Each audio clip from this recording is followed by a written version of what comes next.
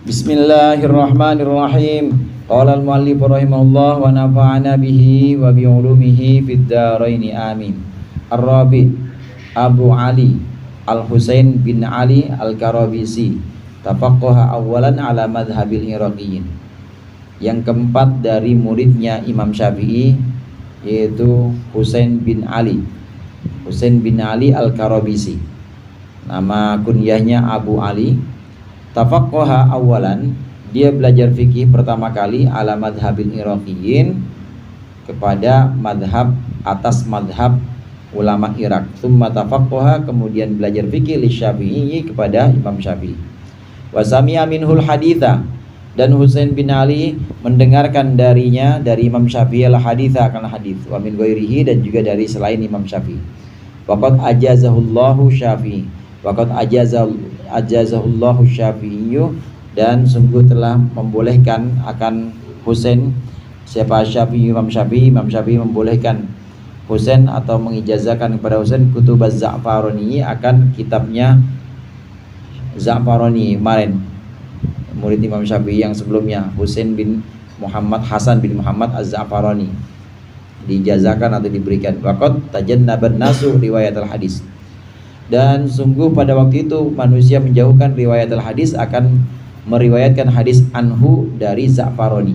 Ya Ahmad bin Hambalin, karena sungguhnya Imam Ahmad bin Hambal ta'ana alaihi, menyerang. Maksudnya menyerang di sini ya berselisih paham alaihi, dengan Muhammad, dengan Hasan bin Muhammad Az-Za'farani. Bisa babi mas'alatil lafzi, karena sebab masalah lafaz. Wahia, yang dimaksud masalah lafaz itu qauluhu, adalah ucapan Za'farani, lafziyun, yaitu ucapan lafzi bil Qur'ani, tentang Al-Qur'an, makhlukun, dan makhluk. Wa hadza ajibun, dan ini suatu yang mengagetkan.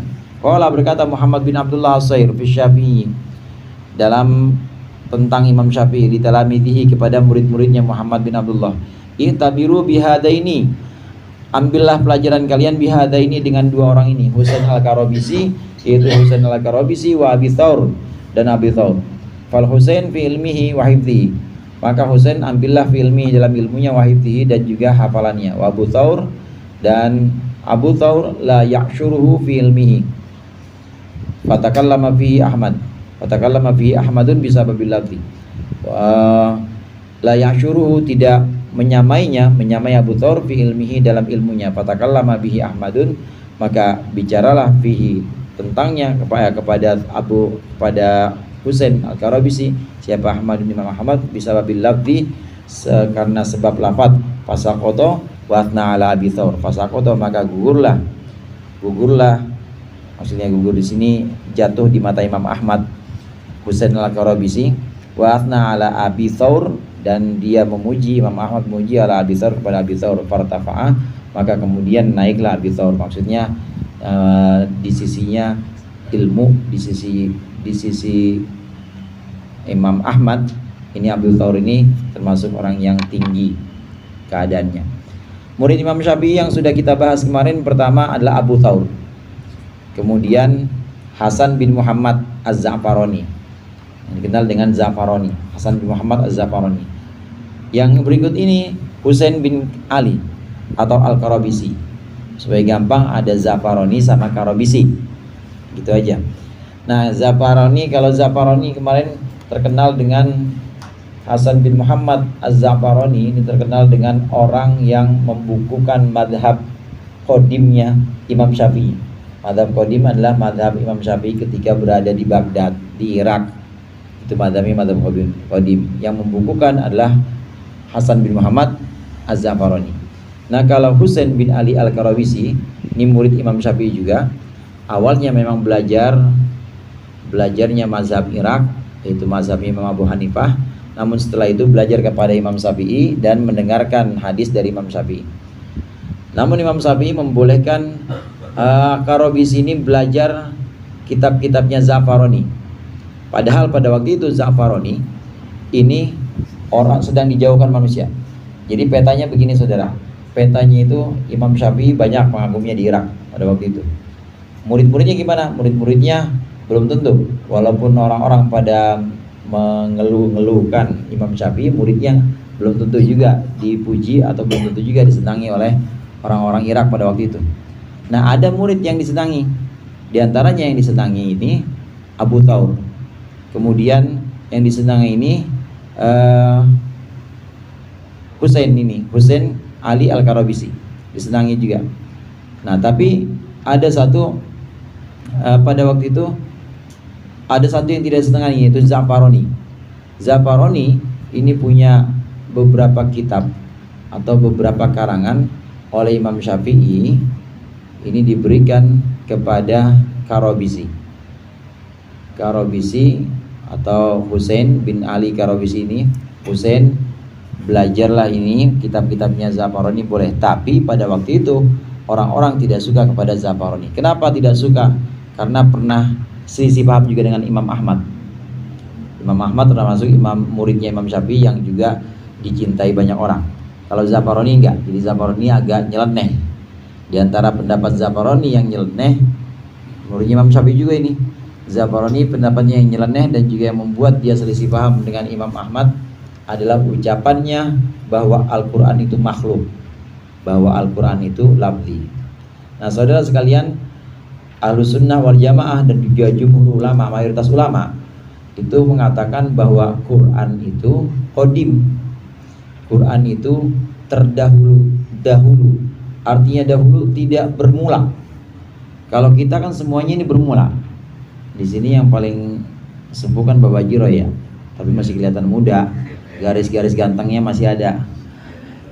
Itu walaupun sepuh, walaupun lama misalnya, pasti ada awalnya. Kalau ada awalnya itu berarti tidak qadim.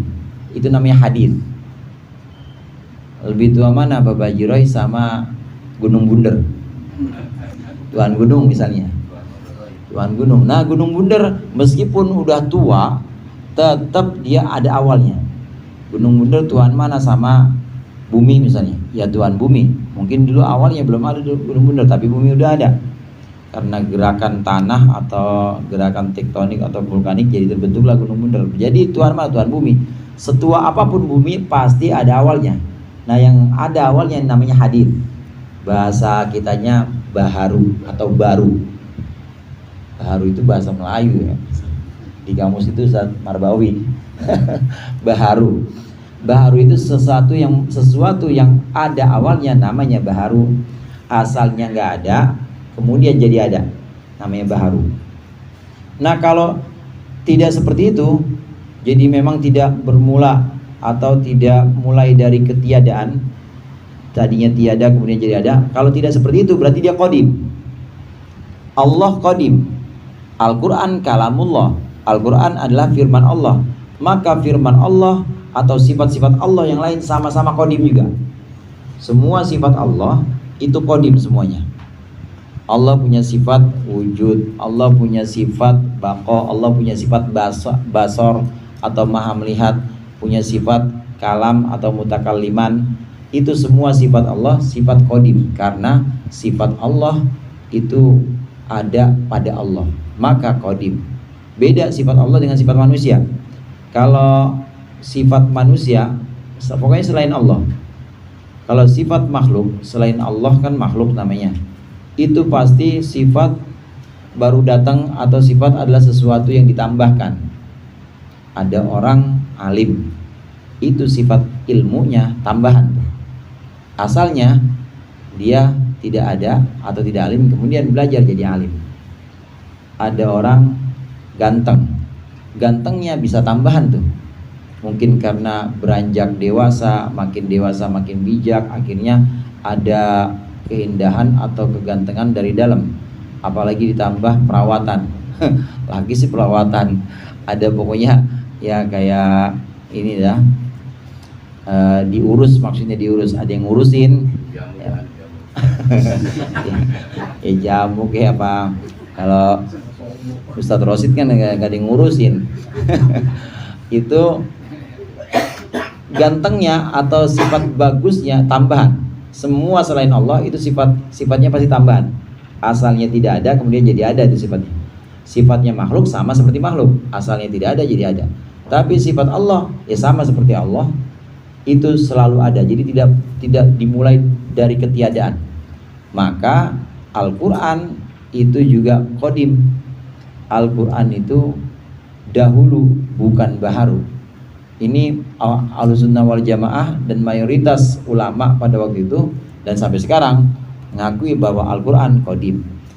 Tapi Za'farani, muridnya Imam Syafi'i ini, mengatakan Al-Quran itu makhluk, jadi baharu, atau bermula dari tiada kemudian jadi ada. Bermula dari tiada kemudian jadi ada, maka dia baharu. Nah, ini selisih paham dengan Imam Ahmad. Imam Ahmad ini sama seperti gurunya, sama seperti Imam Syafi'i, mengatakan bahwa Quran itu bukan makhluk, Quran itu qadim. Nah, karena kecenderungan orang-orang ya semacam anti atau semacam tidak suka kepada Za'farani ini, maka Za'farani dijauhi. Tapi ada murid Imam Syafi'i yang barusan kita baca, yaitu Husain bin Ali, ini tetap diperbolehkan oleh Imam Syafi'i belajar pandangan-pandangannya Za'farani. Nah, dari sini saudara kita bisa mengambil pelajaran bahwa guru yang sebenarnya sebagaimana Imam Syafi'i ini tidak melarang muridnya belajar, tidak melarang muridnya untuk menimba ilmu, bahkan untuk pendapat-pendapat yang kelihatannya kontroversial, pendapat-pendapat yang kelihatannya nyeleneh, jadi diperbolehkan. Imam Syafi'i juga seperti itu. Nanti tinggal kalau rada melencong-melencong dikit tinggal disentil aja.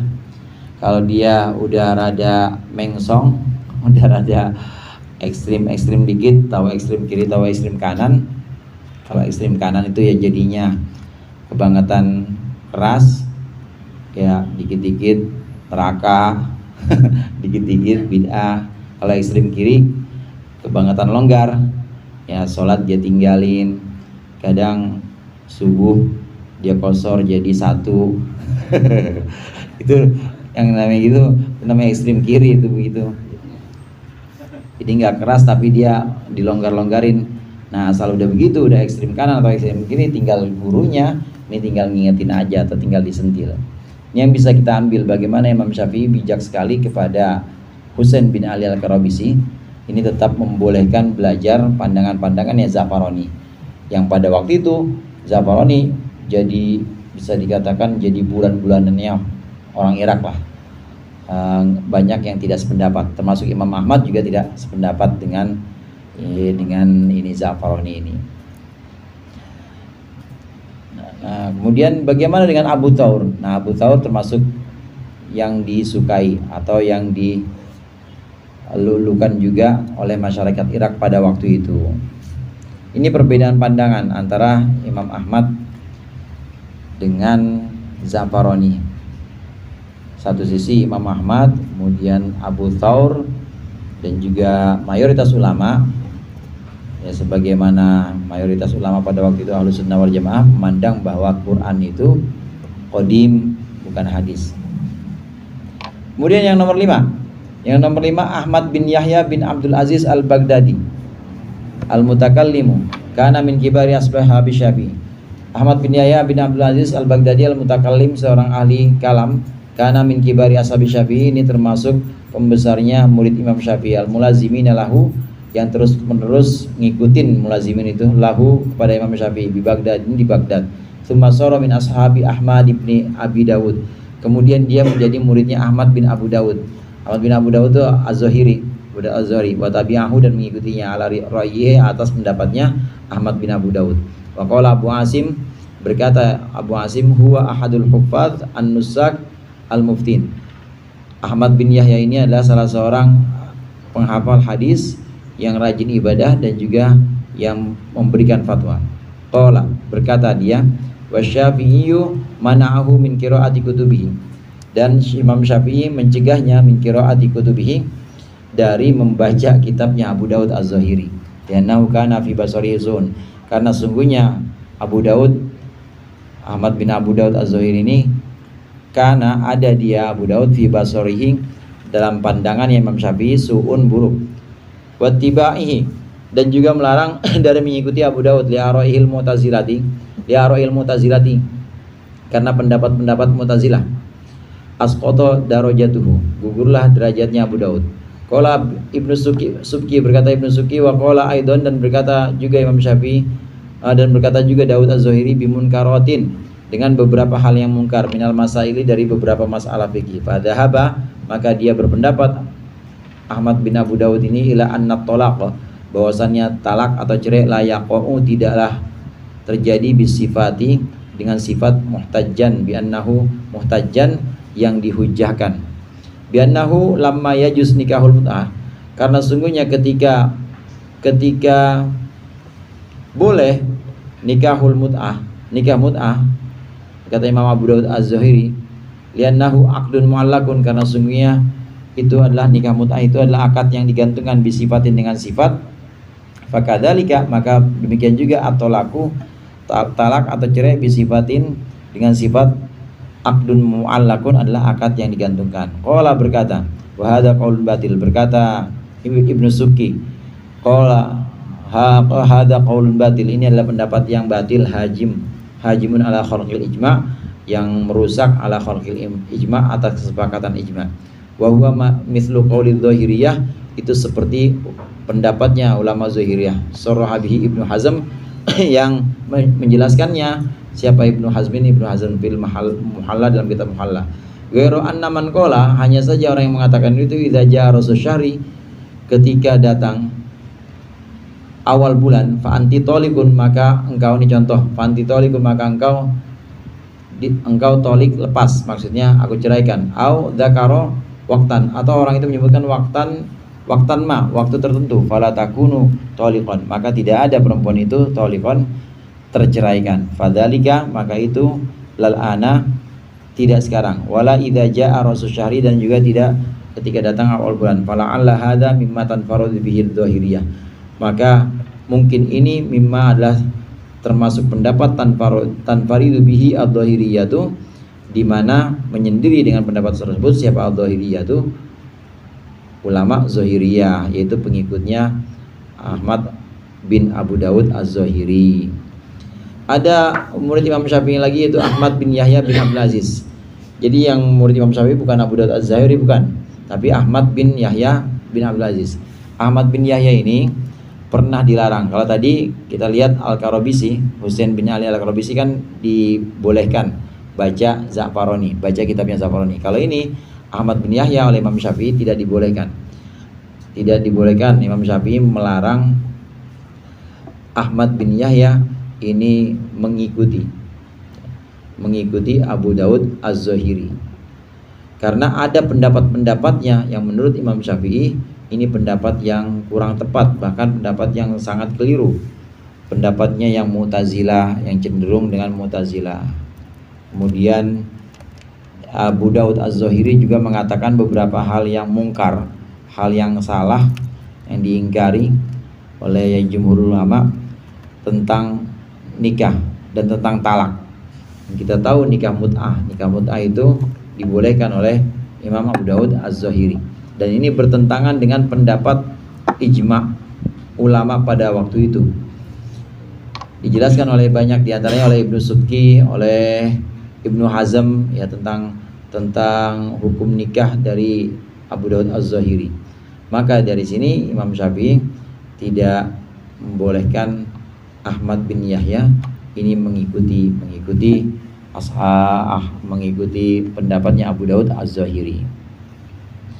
Jadi murid Imam Syafi'i juga, tapi sempat mengikuti Abu Daud Az-Zahiri, walaupun akhirnya oleh Imam Syafi'i dilarang, diberikan nasihat, dicegah oleh Imam Syafi'i agar tidak mengikuti pendapat Abu Daud Az-Zahiri. Memang Abu Daud Az-Zahiri ini banyak pendapat-pendapatnya yang nyeleneh dan berbeda dengan mayoritas ulama. Nikah mut'ah, kemudian tadi contohnya talak, bahwa talak atau cerai itu bisa jatuh dengan sifat yang digantungkan. Artinya dengan sifat yang digantungkan begini, cerai itu bisa jatuh dengan sifat yang digantungkan meskipun belum terjadi sifat itu. Nanti awal Agustus misalnya gitu. Nanti awal Agustus engkau cerai, maksudnya engkau aku ceraikan. Nah itu udah jatuh cerai itu. Nah kalau jumhur ulama belum. Tapi kalau Abu Dawud Zahiri udah jatuh talak juga, walaupun belum datang bulan Agustus. Kalau dia udah menyebutkan itu, maka udah jatuh. Kenapa? Karena sudah ditentukan waktunya dan itu sudah jatuh cerai. Ini diambil oleh Az-Zahiriyah atau ulama pengikut Abu Dawud Az-Zahiri ini karena segala akad yang digantungkan dengan waktu, maka seketika itu juga jadi. Sebagaimana nikah mut'ah. Nikah mut'ah itu digantungkan dengan waktu. Misalnya aku nikahkan engkau dengan pinanganmu selama 2 bulan, jadi udah.